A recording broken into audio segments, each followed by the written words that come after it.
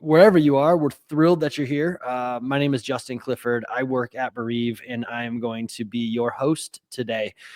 This program is called Loss Leaders, and it's a program centered around how companies could, and we think should, step up in the lives of their employees, whether that is professional or personal, and the ways to support employees both in ceremonious times, professional times, and some non-ceremonious times, especially in life and in the personal moments. The reason that we do these programs is that Bereave is on a mission to help companies provide the absolute best possible bereavement response when their employees suffer a loss. And in that pursuit, we get to meet incredible people that really can just bring so much education and insight to business leaders that are really working to build a more compassionate and empathetic workplace that is focused on the employee experience. So this is our effort to get those people and those experts in front of you. I mentioned the chat is open. We'll monitor for questions, which are highly encouraged. So please feel free to use the chat. We'll probably go till about 1:40 Eastern, so a little over a half an hour. And then we'll get the recordings and the summaries and the Spotify link out by the end of the week. Now, you're here for Seth Turner. Seth is the founder and now senior advisor of AbsenceSoft. Seth started the company nearly 12 years ago. I think that's about right. 12. Oh, that's about right. Yeah. Okay, Close good. enough. LinkedIn didn't lie to me.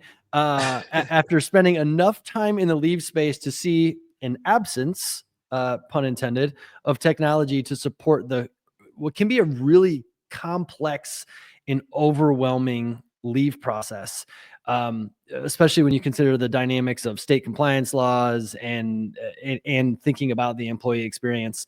Today, Seth joins us to talk through the state of leave, the potential of what the future could look like, and how to get there. Seth, welcome to Loss Leaders. Thanks, Justin. Great. Thanks for having me. It's really awesome to spend this time with you and get a little time to talk about leave as it fits into the broader perspective of HR. So. Yeah. Fantastic. And we've got a ton of HR folks that are here today, and I'm really excited that they get to hear a little bit of your expertise. But before we get to that, would love to know, you were spending some time in leave, and then at some bigger companies that most people might be familiar with, especially around HR, and you left to go start a company around leave. Can you talk about what drove you to do that? I think, I spent a lot of time in the outsourcing and consulting space around leave. And the more I talked with employers, the number of them that wanted to manage leave on their own, they wanted to do it, keep it in-house. They wanted to have that touch with employees was significant. And there just weren't, as we went out and we looked for solutions, there weren't a lot out there. In fact, there was very little that could handle not only the compliance with the leave, but also the process management. So I think as we, looked at AbsenceSoft and what we were hoping to bring to market and achieve, it was to give the HR resources or HR folks that were managing the leaves on a day-to-day basis some automation, some compliance support, really make that part of it easy. And, I call it administrivia, but get rid of all that non-value added transactional work with the leave so they could do what's really important, which is spend time with the employee. And so, leave is a incredibly stressful time. It's an emotional time. It's, a lot of times it's surgeries and cancer and, sick family members but even some of the more joyous occasions like having a baby are stressful. And so if you can help with compliance and just the things you have to do so you can spend the times on the things that you want to do, and that really add to the employees, the benefit of the time with the employee, it makes a big difference. And that's always been our intent. And I think, we've seen that, especially in the last few years, this focus on employee experience really ties into what we were trying to achieve when we started. And it's great for us as an organization because it just allows us to continue our mission. Yeah, that's awesome. And it kind of feels like the leave management space, even though you've been doing this for 12 years, and I'm sure it's been hot before, but it feels kind of extra hot right now for some Yes. reason. And maybe that's because where we sit and the exposure that we have to it versus my prior experiences. But I've worked in the spreadsheets before. I've been with HR leaders as a sales leader that are trying to piece together state by state some of the complexities. And I think about software like yours and realize like, oh my gosh, we probably didn't have to go through that. But even more so, I mean, I was at a conference here locally run by our friends at NFP here in Indianapolis, and there was a whole section on leave with some leave experts on this panel, and it just felt hot. Like, what's driving that heat, or is that just kind of my, I don't know, newness to it? Well, no, I think it's a very significant conversation, and it's increased. Certainly the pandemic brought a lot of focus on the leave space. I think what we've seen, and this is from some surveys we've done at AbsenceSoft, but volumes have just gone up for the last 3 years consistently, and not over 60% of employers are seeing leaves increase. But what's really significant is it's in the 20 to 60% range that they're seeing most of that increase. So Mm, it's not only that a large more than half of employers are seeing increase, they're seeing double digit significant increases. And at some point your HR team's just going to say, we can't handle this with right. spreadsheets and manually anymore. And so I think that focus of the number of people requesting leave, out on leave, then also drives it. It's a business problem to have Hmm. that many people absent and not really know where they are. And so that has brought some focus, I think, from a more senior leadership standpoint, which is great Hmm. for the people that deal with leave. I don't know how many times you know I think I've been in the leave space for really 20 years and 12 with absence off. But I think, we used to have senior executives say, I don't care that leave is hard. Like, just get more Mm, people and do it. And hmm. I think that's really changed to, let's figure out how to make that, work better. And so, Hmm. I think that, the other piece of this from leaves volumes going up and just the number of people taking leaves, it's that, the complexity of the compliance has gotten worse. When I started doing this, there were probably 12 to 14 states that had their own version of FMLA, and that Hmm. was it. And now we've Mm, got um, more than half the states have their own type of leave. Some of it's paid, some of it's unpaid, some of it is job protected, some of it's not. And so it's just a lot if anybody's multi-state, multi-state employer to try to keep up with. And so that's where, again, the complexity and the volumes are driving the real need for a solution. And I think that's what's exciting for AbsenceSoft is being able to provide that compliance support, being able to provide that administrative support for a team so that they can be more effective and efficient and deliver a really quality employee experience for their employees. yeah, no, that's great. And this might be kind of an arrogant question, I suppose, but it's coming from just I don't know what is driving the increase in leave. Is that companies that are more aware and have different policies? Is that an increase in the working population? Is that like what is driving those significant numbers that you just mentioned in leave requests and actual leaves?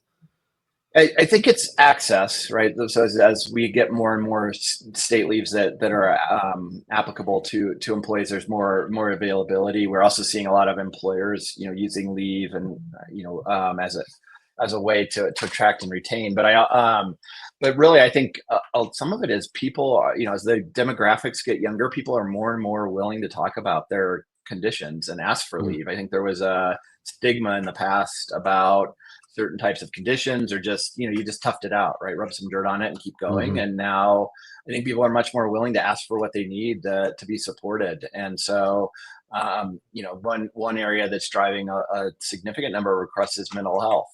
And Okay. so through the pandemic, it caused an increase in mental health. It's a problem across the entire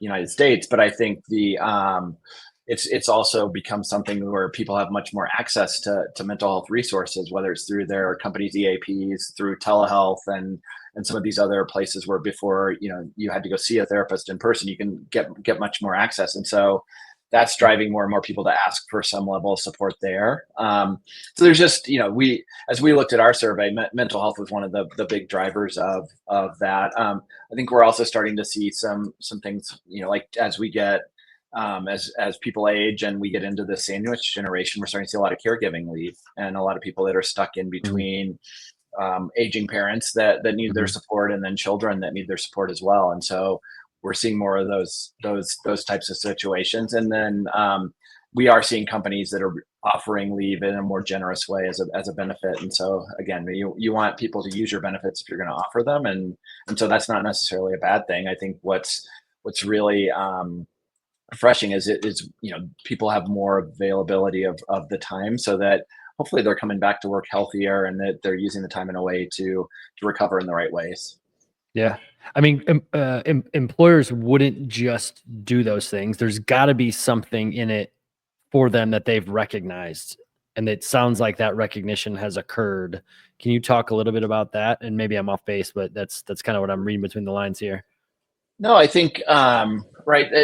We do so much to support our employees while they're in the office, right? Like, Mhm, or while they're at work, and we give them benefits and so many other things. And I think what we're starting to see is that employers are recognizing that that employees that are on leave also need some of these benefits. And so I think where we're really seeing the tie into to what employers are trying to do is, attracting and retaining is the number one HR strategy for everybody. It's how do we get the sure. best people in the door and how do we keep them? And Mhm, where some of the things like 401ks and healthcare plans and all those have normalized as far as benefits go, like when you're starting to compare salaries and you're starting to compare these other things, we're starting to see organizations that are saying, well, if we have more robust parental leaves, that helps with a certain demographic. If we have sabbatical mhm, leaves for our employees that have been here longer, and so they're using these different leaves as benefits to try to meet their employees where they are and to attract the demographics, but also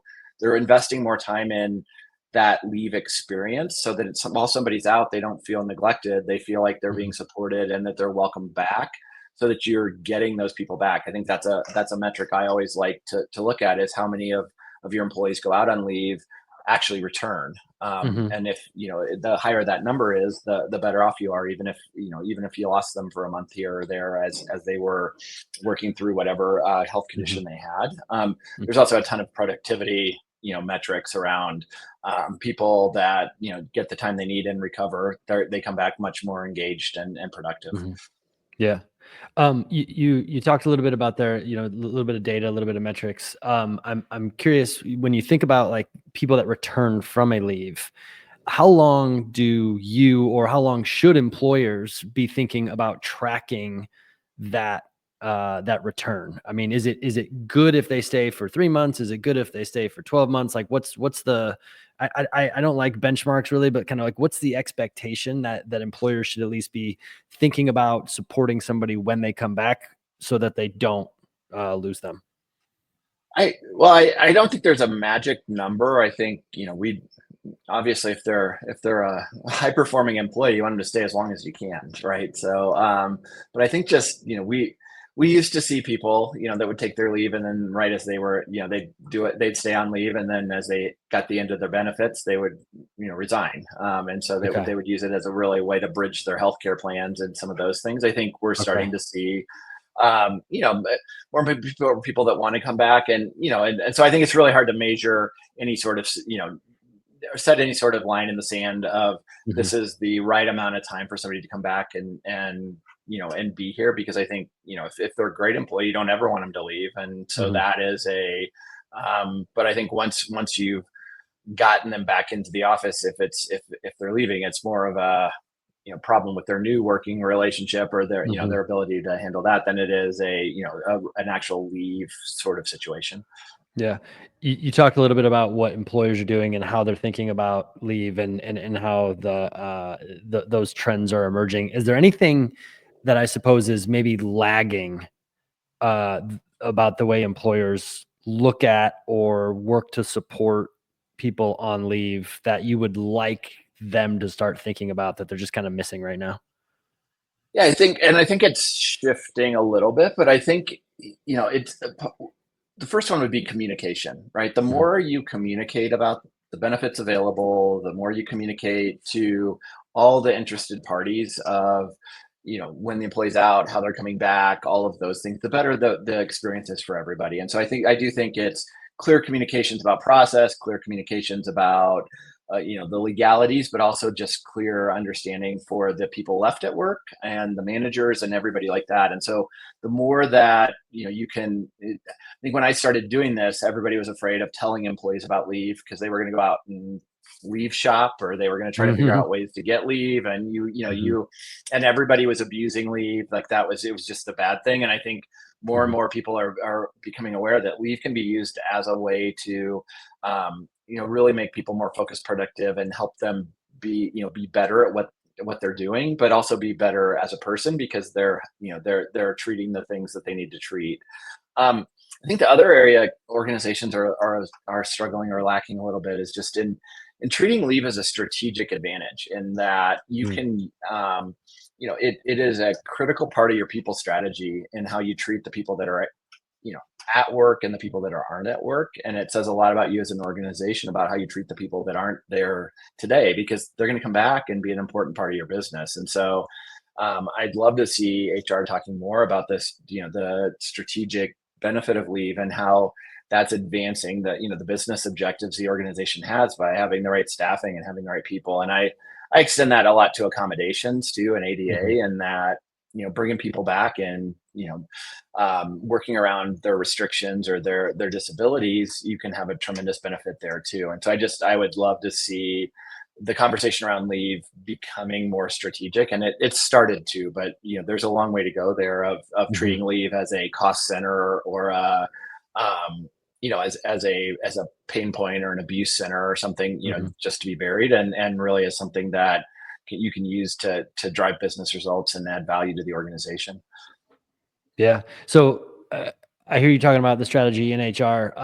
You've also mentioned a couple of times the way you treat people while they are out of the office.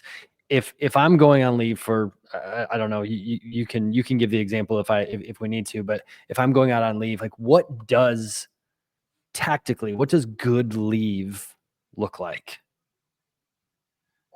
I think it's it's compliant, right? Like you don't want to. I sometimes see organizations over extend leave, even though it's not in compliance, and they get themselves in more compliance issues by trying to be nice. And so I do think you want to follow the law and the process, and compliance with leave is as much about process as it is the laws themselves.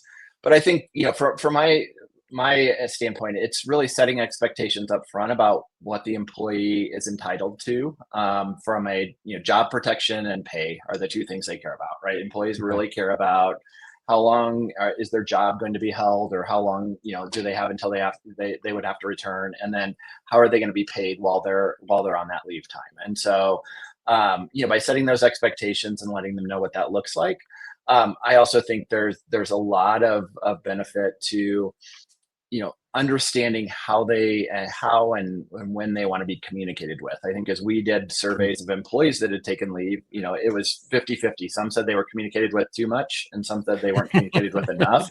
Yeah, so good luck, everybody. Right, good luck, everybody. But I think if you ask, right, like there's so much about leave that you can ask. You can't do treatment plans. You can't do diagnosis, like some of that thing, but you can say, we know you're going to be out for this period of time. How often should we contact you? There is a lot to be said for whether it's the HR person or the manager reaching out to just saying, hey, we're thinking of you. Do you need anything? Not when are you coming back? That sort of, putting a burden on them, but just, hey, we're excited to have you come back when you're ready. Makes people feel a lot better. And so I do think there's this communication standpoint with the employee of just letting them know what's expected and what they're entitled to, and then working with them through that leave to then identify when they're starting to get ready to come back, because then there's a lot of things you can do with the employee to set expectations, giving them some information about what's changed while they're out so they don't come in cold, telling the IT team, hey, this person's coming back, make sure they have email and they can get in the building, because there's nothing worse than that, right? So I think for me, it's really supporting them on the front end with any questions they may have, communicating clearly expectations while they're on leave from a communication and from a job protection, pay, those types of things. Excuse me. And then it's working with them on how they come back. And at the same time, it's really making sure that the manager and the coworkers understand this person's out. You don't have to tell them the diagnosis, but they'll be back. Here's what the coverage plan is going to look like. And then making sure that they all do that. So they don't come back into an antagonistic environment where people feel like they've either been abusing things or they've been letting the team down. So I think it's as much, there is a portion of this that is communicating with the people that are still in the office. Yeah. Or still at work. Yeah. So communication, I mean, it feels like that. I make up a stat all the time. That's like 93% of problems can be avoided with clear communication or something like that, or about misaligned expectations, right? I just make it up as I go, but because I don't actually know the science behind it, if there is any. But the point is that communication and expectations really are the foundation for the pre, during, and post leave. As long as the compliance is there, as long as the empathy is there, like all of those things kind of circulate through a leave. And you've talked a bunch about compliance, and then you've talked a little bit about how most leaves are pretty emotional, right? And then you've got to, figure out the communication mechanisms with individuals that are human, that some want it, some don't, right?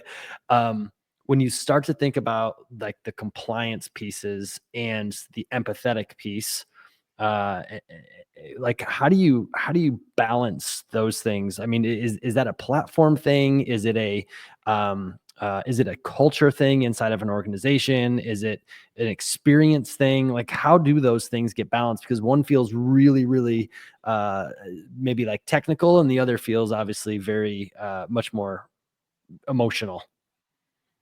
Yeah, it's a great question. I think, I always look at it as a balance between what we have to do and what we should do, right? Like the have to do is the compliance. You've got to make sure you give people enough time if they're entitled to it. You have to make sure you're following, in California, if you're having a baby, you could be on 9 different statutes, policies, laws at the same time. Some paid, Right. You got to make sure you're tracking those, but that's not what the employee cares about, right? They care about how their job's going to be held for them, what they're going to lose, what they're going to gain, those types of things. And so to me, it's, you can automate a lot of what we have to do because it's, rules based and defined and all of that. And then what we should do is the listening and the helping. And again, I mentioned earlier, it doesn't mean you have to give them more time than they're entitled to under the law. It doesn't mean you have to hold their job indefinitely. It doesn't mean that, but a lot of times employees just want to know you heard them and that you're working with them to try to find a solution. We did a survey of employee experience on a leave, and even it was regardless of outcome. So even if the employee got denied, if they felt like the employer listened and the manager listened and that they were, supported through the process and they were clearly communicated with, they had they had great things to say about not only their leave process and but also their employer. Whereas if it was not handled that way, or it was, they felt like they were being judged or some of those things, it was bad. So I think, it's a lot of listening. It's also a lot of providing, the employees with the right tools so they feel knowledgeable and they don't feel like they're going into a black hole of, paperwork, right? You can really turn a leave into medical certification forms and return to work forms and documents and this, and it hits employees really, a bunch of information all at once. Right. So the more you can simplify it and support, that was a really long way for me to say, you just got to support your employees and listen to them and help them find what they need. And sometimes you won't be able to help them, but being clear with them on why and telling them, you don't meet that isn't a serious health condition under the FMLA. Maybe this other company policy we have would work, but it is just under, it's supporting and listening and letting, you can automate a lot of the compliance pieces of it. Yeah. Yeah. Speaking of automation and tying in, both the technical components, the emotional components, all of the paperwork, managing like as Matt Trotsky says here, multi-state leaves. You mentioned all of the California leaves that you could be sitting on at any given moment. How does, and it wouldn't be an HR conversation without talking about AI a little bit, but like how does AI support this whole process for administrators, or even people going out on leave? Yeah, I think AI is incredibly powerful. It's going to deliver a lot of great experiences for us. I think from a true like doing the math and figuring out the laws and what's entitled Mhm. to, like it just if you go out and ask Copilot or do something with AI, it will give you a lot of information about the types of leaves you may be eligible for. It doesn't really Mhm. get you down to where you need to be. I think where we see AI providing a lot of opportunities in making sure that you're communicating clearly. Again, we'll go back because that's fallen on that point, but that your letters are written in a way that people can understand. Right, when you request a leave, you're going to get a leave packet. It's going to have a lot of information. Can you dice that into a way that's much more employee friendly and not in a ton of legalese and acronyms, because that's there's a lot of opportunities there. There's opportunities particularly for you know um, you know to provide some online help and to provide some resources. But I think where we see the challenge with AI right now is just and both the DOL and the EEOC have been pretty clear, like don't use it to make decisions about whether or not you're going to fire somebody, right? Like that's which Mhm. is, and so I think it can be very, very powerful for us in the leave space from an education and a communication standpoint. And then but there's a very much a trust but verify in any type of recommendation or any type of there's a lot of math in leave, and so Sure. and that's just not an area where AI is strong. So Mhm. we're excited about the way it can elevate that employee experience and that information that it can provide. But it's something that we're at least at AbsenceSoft being very cautious about, just given the compliance nature of what we do. Sure. Yeah, that's great. Um, we've talked a little bit how long you've been around leave.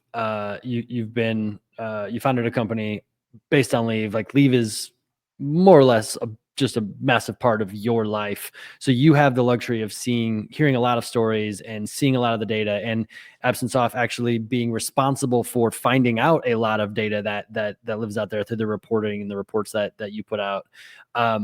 What's one surprising data point that you've uncovered in this work that HR should know about and should kind of hold on and take with them as a leader of people and a compliance side of leave?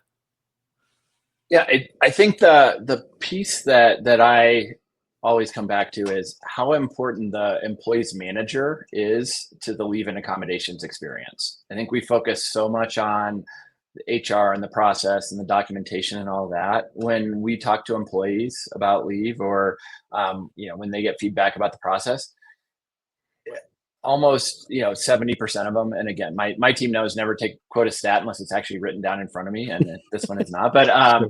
it's a significant number of the employees that have a positive leave experience or an accommodations experience. It's because of the way their manager handled it. And Mm, yet in the past we've said we don't want managers talking about leave, we don't want managers doing anything, they're going to get mhm, us sued.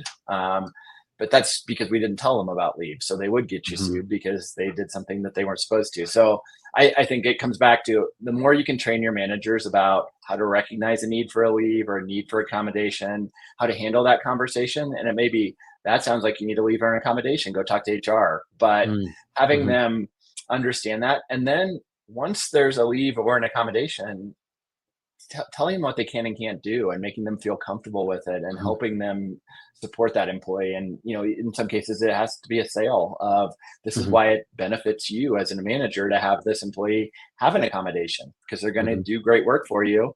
And it's not a huge lift for you to have them working a few different hours, or mhm, not lifting this amount of weight, or maybe they need to sit in a quiet cubicle because they're neurodiverse. There's so many mhm, benefits to doing that. So long way of saying, I think it's the manager's role in leave and accommodations is significantly important, and to overlook that and not to spend time training them and helping them understand that leave is not something most people abuse. It's mhm. you know almost everybody that's on a leave has some sort of serious health condition or a family member does. Mhm. Very few people abuse it. And so once you can get rid of that stigma, then to have them understand how their role how they relate to the employee and not treating them like a pariah or Mhm. that can help with them coming back, them being more engaged and all of that. But also then, obviously you want to train them about the legality so they don't do something silly and get you in Mhm. hot water there. Mhm. But yeah, I think, hands down, that's the one thing that stands out to me, and every organization should spend a lot of time thinking about. Yeah.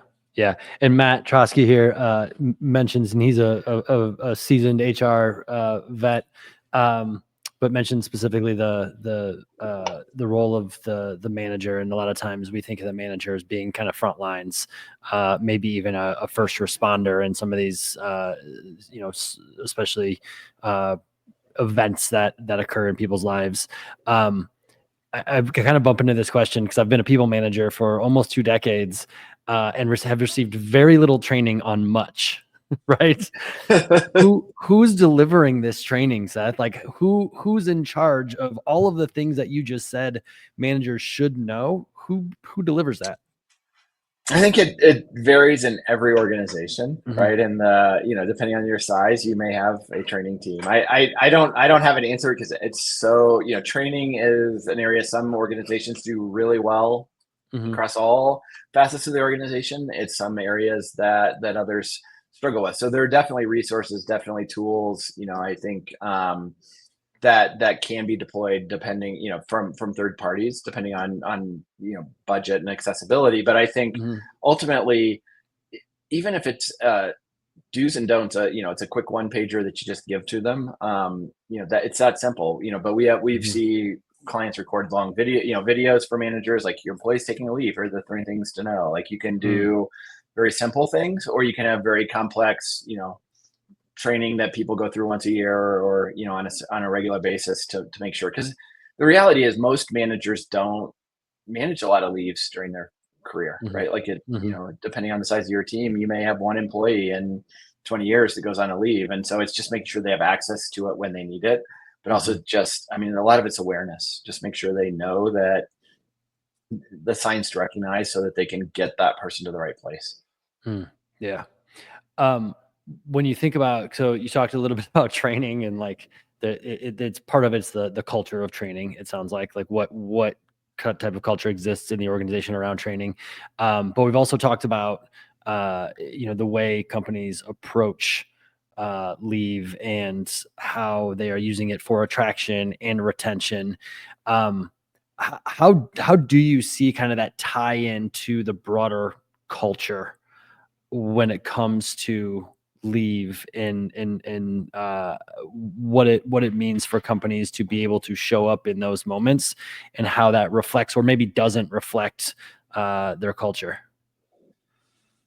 Well, I think it's a critical piece of your culture, right? If you're um, you want to support your employees in every facet of their life, and so financially, but also and health and all those pieces, and leave is a part of that. And so I think what you guys do with death benefits and death education and all of that, I mean, is important because that's a really traumatic time in somebody's life. And so again, whether it's leave or just support, Mhm. with resources to help them navigate the process, um, that's important. And so I think you can tie a lot of the different, the different benefits that you offer, the different resources that you offer. Leave is just part of that strategy overall. In for certain situations, it's the best option in order to get somebody healthy and re-engaged in the workforce. In some cases, it's an accommodation. In some cases, it's just you may need to raise their salary to keep them. Mhm. Mm. But Mhm. you can use this in my opinion as another way that you show you care and you know what's important to them, but also that it's something that can make a difference in how well they focus on their job and how productive they are, and how well they perform overall. Because in many cases, you find out somebody should have had to leave when they become a performance issue, and Mm, you didn't give them the time they needed to recover or recuperate or address whatever might have been going on in their life, whether it was, mhm, caregiving or, I think those are a lot of the leaves that we don't talk about, are the parental leaves where you're rushing people back because their disability benefits end after 6 weeks. And so they're like, mhm, we're out of money. You can sometimes attract a different demographic of of worker if you extend those benefits and make them a little more, robust, and you will get some great people that, are in that, that demographic. Same thing if depending on your population, if you extend some of these, um, caregiving benefits for the mhm. employees that are kind of beyond those, um, you having children age, but have parents and children that need their help, and being able to support that. So Yeah. I think it's, again, it's part of your people strategy that fits in along with comp and benefits and everything else, Yep. in that you're trying to address the person where they are, and, give them a benefit they value so that they can be both engaged and productive. Yeah. Yeah. That's awesome. And, kind of along those lines, you started talking a little bit about earlier about what you saw in leave that made you start AbsenceSoft. Um, I'd love your take on kind of the future, right? And let's just call it 3 to 5 years. What's coming that people should be thinking about, that you've seen or you're hearing rumblings about, and how can people start to prepare? I wish I had a crystal ball, but, I know, yeah, I I think, know. right. I think for me, right, it's been the last few years, and it just seems like it's going to continue, are just going to continue to be a wild ride. I just see leave and the whole landscape getting more complex, because right now we're not seeing a lot of consistency in how it's done state to state or federally. And so, um, I think the other piece, we're seeing a lot more benefits coming out. We had the PWFA pass a couple of years ago, Pregnant Worker Fairness Act. We're seeing a lot more on the accommodation side. So I think there's, I say a lot, we've gotten to the point where you can have a conversation about leave and not talk about accommodations too, because they're Mhm, so intertwined. And I just mm, think, we're starting to see even some of the processes meld. And so from my standpoint, I think the compliance piece of it's going to continue to get more complex, but I also see a lot of trends around, um, looking at how you support the employee in multifaceted. But I also think, we're seeing from this administration a lot of focus on on employer, and so mhm. it'll be interesting to see, what that changes. So anyway, it's hard for me to say Sure. 3 to 5 years out this is what's going to Yeah. happen. I think in the short term, and probably in the, mid to long term, we're going to just see a lot of increasing complexity in Mhm. compliance. And, um, we're seeing it drive as a lot of states to do a lot of things, and we're seeing a lot of employers adding to that. Yeah. Yeah. So even at that, I mean, I hear what you're saying is even looking that far out, we're talking about a higher level of complexity, harder to manage, becoming harder to manage, more critical in the employee experience, and ultimately, how it starts to show up in your P&L. Yeah. And I think, yeah, and I think, there's also this, we're seeing a lot of new generations coming into the workforce that work differently, use technology differently, and so I think, that's something we're seeing, that the way that, the Generation Alpha and some of Mhm. the younger, that there's a change in their relationship to work. And so I think we just have to continue to, um, make sure that we're providing the right benefits and providing the right support for, um, every demographic of employee we have in our workforce, because we have more demographics, we have more generations in the workforce now than ever. And, there's a lot of difference between all of them. So it's a lot Mhm. of being flexible in how you put your people strategies together. Yeah. Seth, thank you so much, for your time, your insight, sharing, and how you're helping reset standards in a such an important space, not only for, again, the employee experience, but also for the employer and moving through a pretty complex, overly complex, some might argue, world. So where can people find more info on you and AbsenceSoft? Yeah, I mean, I always encourage anybody to connect with me on LinkedIn that isn't trying to sell me something. And then, but I love, anybody that's in the, HR and leave accommodation space, love to connect with you and chat more. You can also find a lot of resources on AbsenceSoft.com. We've got a lot of white papers and just education around leave accommodations and other things like that. But either of those work. And thanks for having me. It's been great to talk. It's topic I'm obviously passionate about, if not 100% focused on. So awesome. Well, we'll follow up with some of those links, maybe even a couple of the white papers. I've read a couple of the white papers and the reports that you've put out, and there's just outstanding data in some of those that I've read. So thank you, and obviously keep that up. You and your team are doing an excellent job with that. So we have a great team here doing that. Yes, you do. They're fantastic. So we'll follow up end of the week, let's call it, video recording. We'll have a summary included. We'll have the audio recording via Spotify, and then information on Seth and AbsenceSoft in just a few days here. Seth, thank you so much. We're really grateful for the work that you do, and really grateful that you took the time you did with us today. Thanks, Justin, and thanks everyone for joining. We're looking at a few exciting changes to loss leaders in the near future, and we're kind of behind the scenes making a few adjustments. And so keep an eye out on LinkedIn or in your inbox. We'll be sharing what's coming, but look for some changes as early as June, which we're excited about. So until then, be well. Thanks, Seth.